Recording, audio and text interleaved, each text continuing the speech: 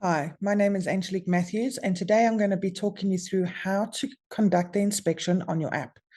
The app can be downloaded on various types of phones using both iOS as well as Android. I would suggest not a phone older than 5 years as it does tend to lag. So once you've logged into your app, you would then select Fetch. You would scroll down to an inspection, push on Select, and click Fetch. Once you've done that, the inspection will be on your front screen here. You can then go ahead and click on the inspection and you can go through these details. I'd like to add that once the inspection has been fetched to your front page, you do not require any data to conduct the inspection. So you're working offline, which is pretty useful for those estates where there's no signal. Okay, so we can see we've got the time and the date here, the type of report that we're doing. We've got our address, and if we've never been there before, we can click on this balloon and it will open up Google Maps. We also have this message section. I absolutely love this. Internal messages, they do not appear on the report, but they're really handy if there's something specific that the landlord wants you to check, or if you get to the unit and the tenant hasn't moved out, you can make a note, and 6 months from now, you can go back and check your notes, and you can see what happened on site. So we're now ready to conduct the inspection. We'll click on Start. We'll note that our status will change from assigned to active. It's now stating that the inspection has started. This camera over here allows you to take your cover photo, which will appear on the top of the report. And as soon as we click on Edit Report, it's going to open the template that we chose.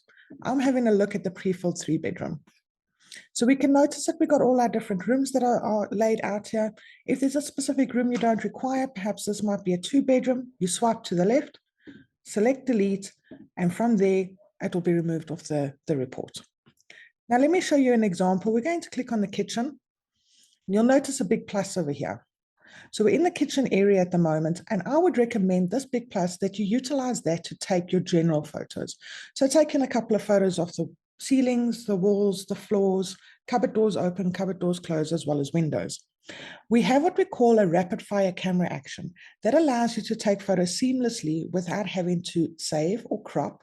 They'll just simply be taken one after the other.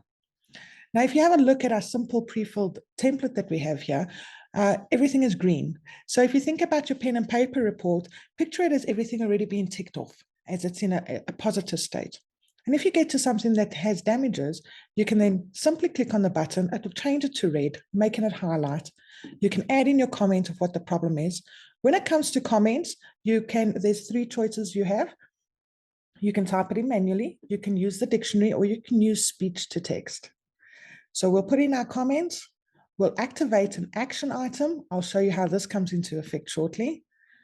We'll mention what needs to be done, who's responsible. If we're not sure, we can simply click on investigate and we can go change that later.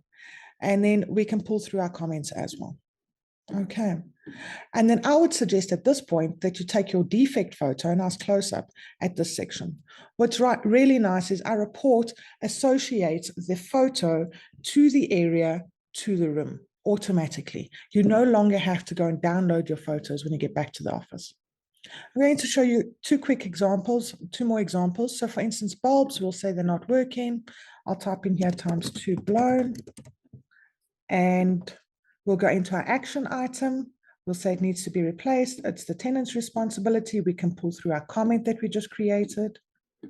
And again, take photos. And my last example that I'd like to show you is on walls, because of course, naturally, we usually have several problems there. So I'm going to put in a major crack as one example. And then let's say 2 nails. And when we come to the action item, we can now highlight who's responsible for what. Again, this can be done once you sync your inspection, but I'm just going to quickly show you how we do it on the app as well. So we're going to say our tenant is responsible for the nails. And if I click on it again, we can say that the landlord is responsible for the crack. And then we'll have multiple issues. So not having to just choose one, we can put everything in there. Now let's go back. Let's pretend we've done the inspection in all the different areas. We're ready to go through this report with the tenant. We'll click on preview, and we can see here, if we scroll down to the kitchen where we made our comments, we can see here our comments as well as being highlighted in red. And this orange or yellow, that's that triangle that we activated.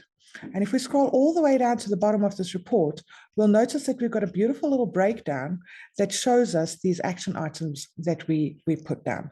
You can choose to have these action items either on the bottom or at the top of your report.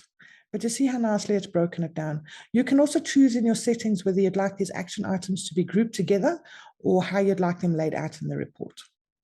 Once you've gone through the inspection with the tenant, you'll click on complete, and you will see here we've loaded the tenant as a contact, so their name is appearing. I can click on their name. We can then go ahead, they can sign it. The inspection is then done. And when we get back to the office or to our home, we can simply go ahead and sync the inspection. Now, it's very important that you please remember to sync your inspections daily. Very much like when we were doing our inspections on pen and paper, we wouldn't leave our reports in our car in case our car got stolen, similar to the device. You don't want to leave your reports on your cell phone. You definitely want to sync them up either that same day or the next morning so that you can prevent losing inspections if your phone gets stolen or damaged. And as soon as the inspection has been synced up, you would then click done on the top here. It will change to green shortly. And at that point, it will remove the inspection off your device. So we can see our sync has been completed. We can now go ahead and click done. As soon as we select done, it will then remove the inspection as well as the photos off our device, allowing more space for the next inspection.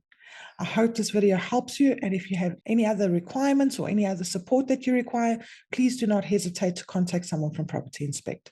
I hope you have a lovely day.